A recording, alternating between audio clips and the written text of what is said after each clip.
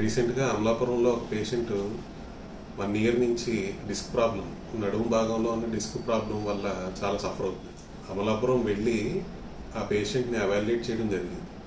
అతనికి నడుములో disc problem ఉంది.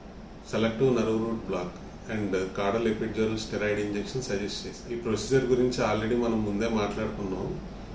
అది ఏ విధంగా జరుగుతుంది అనేది ఇప్పుడు డెమాన్స్ట్రేట్ చేస్తాను. పేషెంట్ని ఆపరేషన్ థియేటర్లో బోర్లా పడుకోబెట్టి సిఆర్ఎం సహాయంతో L5 అండ్ S1 నరం దగ్గరికి వెళ్ళటం జరుగుతుంది.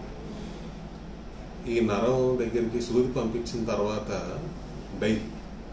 ఐఓహెక్సాల్ లేదా ఓమ్నిపేక్ డై పంపించి ఆ నరం వద్ద కరెక్ట్గా ఉన్నావో లేదా అనేది ఈ విధంగా కన్ఫర్మ్ చేసుకోవడం జరుగుతుంది.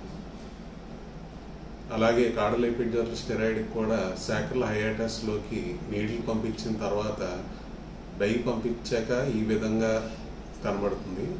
సో మనం కరెక్ట్ ప్లేస్లో ఉన్నామని కన్ఫర్మ్ చేసుకున్న తర్వాత మాత్రమే ఈ నొప్పి లేదా వాపులాగే మందుని ఇవ్వడం జరుగుతుంది. పేషెంట్కి 70% పెయిన్ రిలీఫ్ వచ్చింది. తన పనులు తను చాలా కంఫర్టబుల్గా చేసుకోగలరు. ప్రతి శుక్రవారం అమలాపురంలో ఓపీ చూడటం జరుగుతుంది. అపాయింట్మెంట్ కోసం ఈ నెంబర్కి ఫోన్ చేయండి. Thank you.